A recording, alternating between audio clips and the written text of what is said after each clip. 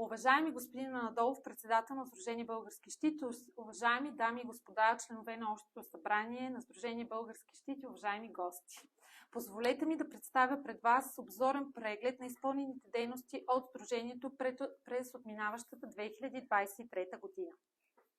На първо място искам да споделя с вас, че тази година беше една от най-значимите за Сдружението от гледна точка на натовареност на календара, изпълнение на заложените цели, достигане до нова аудитория, нови приятели и самишленици, оборудване с необходими за бъдещите дейности на Сдружението реквизити, създаване на институционални, междуорганизационни, междуличностни връзки и отношения и изграждане на екипи.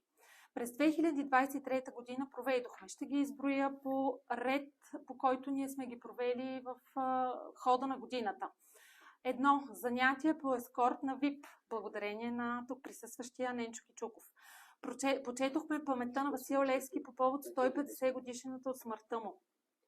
3. Почетохме 3 март на връх Шипка, като бяхме излъчени и в репортаж на Нова телевизия. 4. Проведохме обучение за самозащита от един или повече нападатели. На 5. Двудневно събитие в Русе. Почетохме годишна от смъртта на баба Тонка, както и проведохме обучение по самозащита алпинизъм с любезното съдействие и домакинство на Емануела Петрова и отсъстващия Давид Торосян.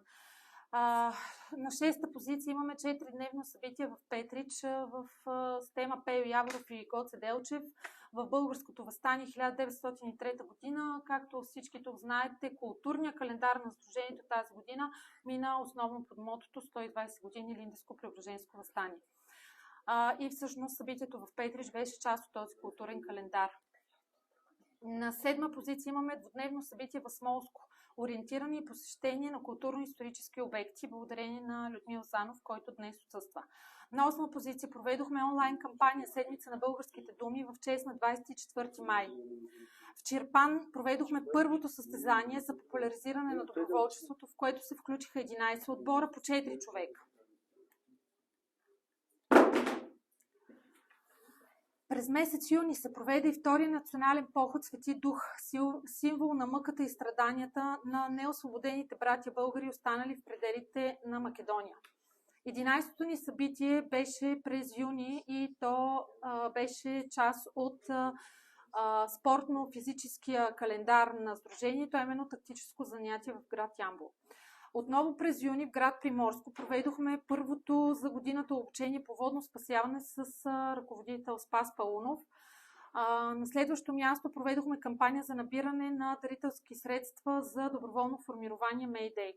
Както и знаете, създадохме и регистрирахме още 7 доброволни формирования в цялата страна. През юли месец стартирахме изпълнението на проект, финансиран от Министерство на младежта и спорта за изпълнение на младежки дейности, който нарекохме ангажирани и осъзнати граждани на съвременна Република България, който и все още в изпълнение. Общото финансиране, което поискахме, възлизаше на 92 000 лева, от тях одобрени бяха 85 000 лева. От тази сума, получени от Сдружението, както и Георги посочи, през юли бяха 65 000 лева.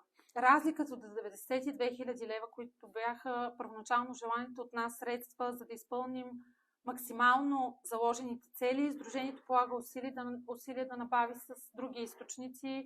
В това число сме подали проектно предложение към два частни фонда, от които да поискаме тези средства за дофинансиране на проекта. Дори да не успеем да получим това допълнително финансиране, проектът ще бъде изпълнен с максимално заложените цели, поради това, че всички ние сме едно семейство, един екип, работим заедно и ще се стремим да ги постигнем тези цели. Аз дори бих казала, че ние вече на 95% сме ги и постигнали. Така че тези средства, евентуално ако дойдат, те ще ни позволят да надградим това, което вече сме направили. На 15-та позиция, пак в хронологичен ред, е и първото проведено събитие, част от проекта, като искам и държа да кажа, че тези събития, които ще изброя от тук нататък, те не бяха единствено и само обект на календара на проекта. Т.е. те не бяха създадени специално за този проект. Това бяха събития, вие много добре знаете, които ние заложихме в календара на Сдружението още в началото на годината. Благодарение на проекта успяхме да добавим още няколко и благодарение на средствата от този проект успяхме да осигурим необходимите материали и оборудване за Сдружението. Искам да ги разграничим двете неща. Да, те наистина ни послужиха и ще ни служат в рамките на изпълнение на проекта, но нашата цел е този проект да ни даде устойчивост във времето напред, ние да можем да правим това, което искаме да правим и в бъдеще, а не просто в рамките на тези 9 месеца. И първото събитие, което проведохме в рамките на проекта, това беше през юли месец, изкачване на Гоце връх. Възпоменателен поход 120 години, воля за свобода го нарекохме, посветен отново на Илинденско-Преображенското въстание. Само седмица след това, на 5 август, направихме и двудневно събитие в град Кюстендил. Голяма част от вас бяха там за заснемане на документален филм за историята на града и приноса, който той е дал в подготовката и провеждането на Илинденско-Преображенското въстание. През втория ден изкачихме с над 70 деца и младежи връх Руен в планина Осогово.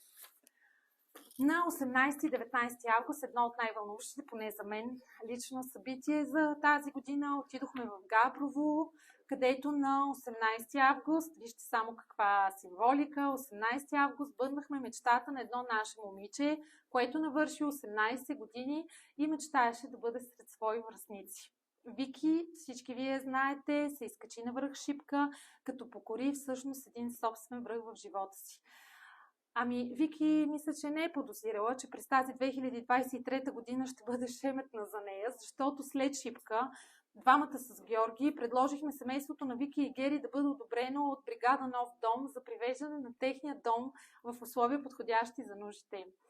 И освен, че Вики получи нов дом, тя летя и с балон и получи ново колело, което благодарение с общите усилия на всички нас и на неприсъстващите всъщност тук днес, ние успяхме да осигурим, както беше отчетено и в финансовия отчет.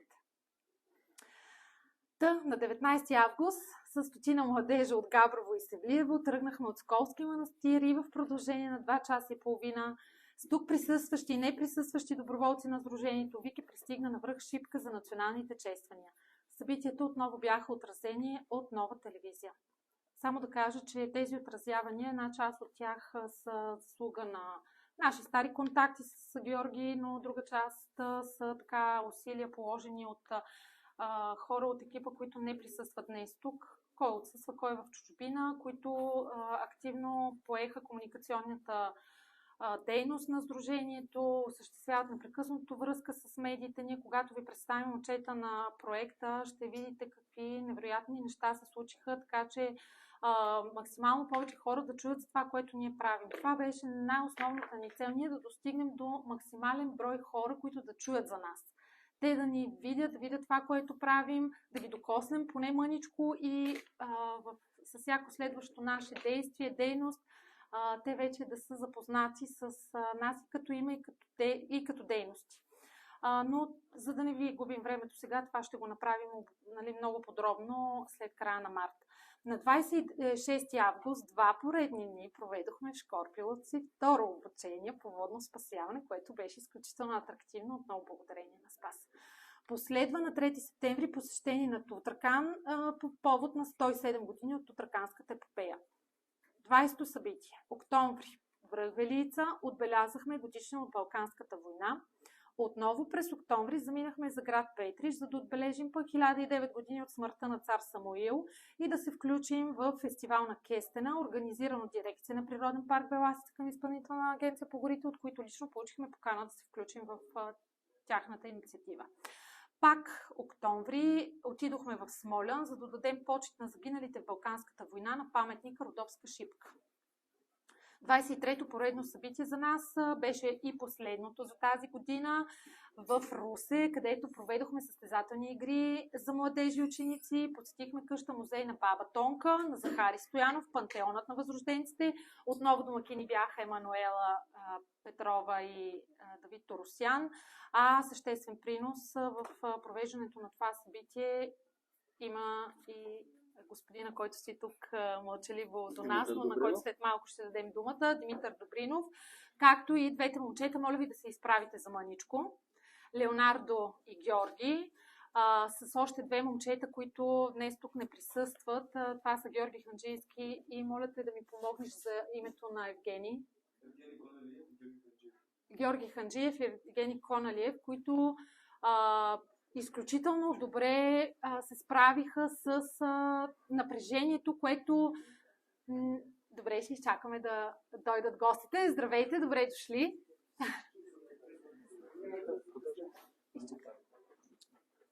Няма нищо. Четиримата направиха чудо с това да овладеят напрежението, което се появи и което нямаше как да не се появи, с 300 и кусур участника, които трябваше да прелитат от един музей в друг, които по график трябваше да пристигнат в точно определен час и знаете, че това не се случва. И цялото това хаотично пристигане, тръгване в единия музей, в другия музей, целият този график беше обран ето от тези момчета и искам да ги аплодираме за това, защото всъщност ние по никакъв начин не усетихме, че нещо се е случвало.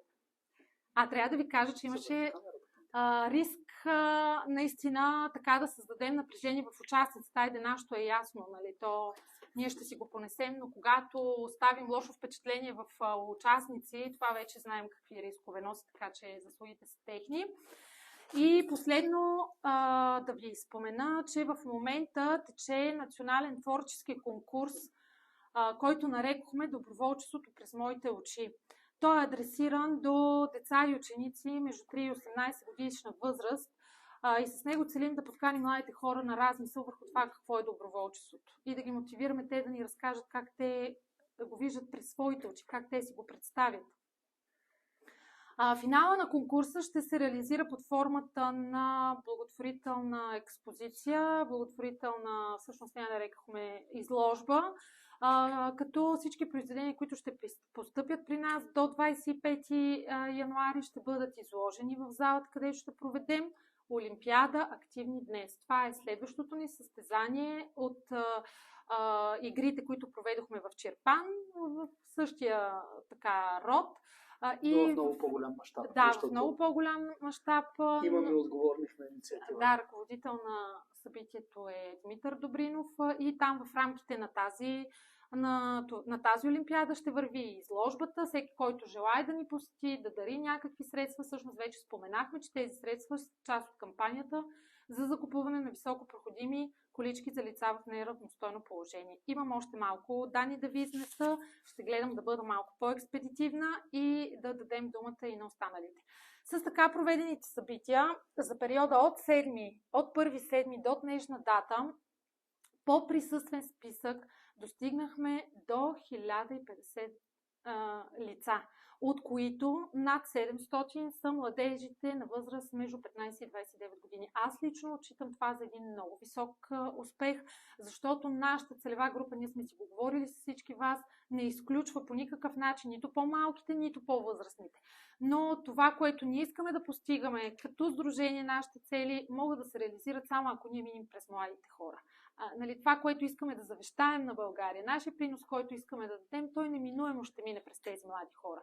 И когато ние сме извършили определен обем работа с тях, оставили сме нашето послание в техните сърца, дали сме им добрия пример, ние част от задачата вече сме се свършили, така че аз лично считам това за един доста сериозен успех.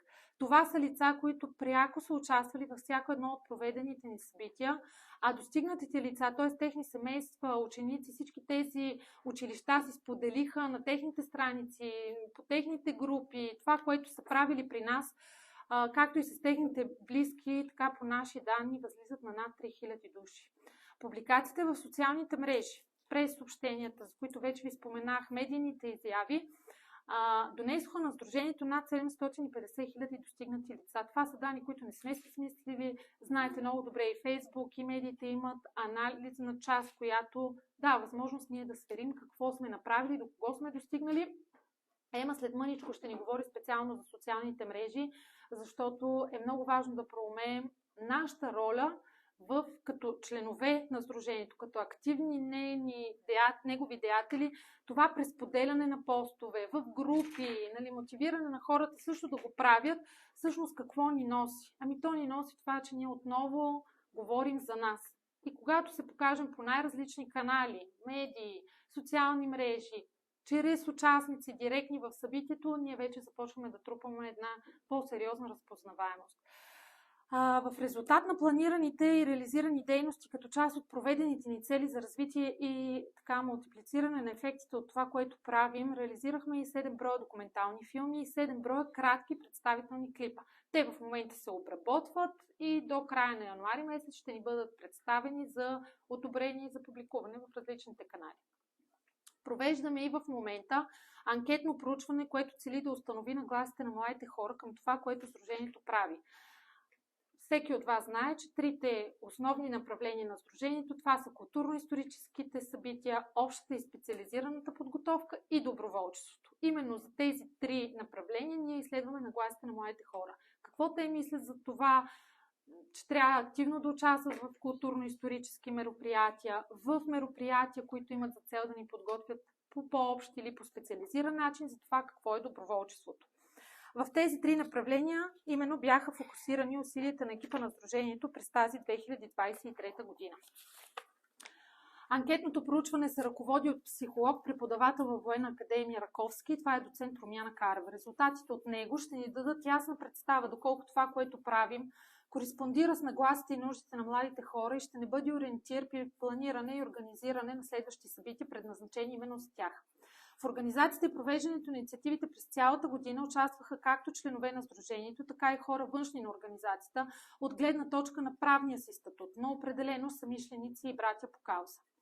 За особен принос в провежданите дейности с историческа тематика бих искала да откроя ролята, ангажираността и сериозното отношение, професионализъм, на нашия историк Стефан Стефанов, който за съжаление днес не е тук, но за никой не е тайна, че Стефчо умее по един много лек и приятен начин да печели сърцата на младежите, да стигне до тях, да задържи вниманието им и да ги провокира активно да участват във всичките ни мероприятия с такава тематика, за което наистина той трябва да получи нашето признание.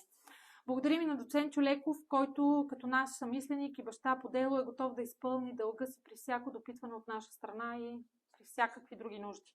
По физическата подготовка на Спас Паунов най-атрактивните събития са тези по водно спасяване.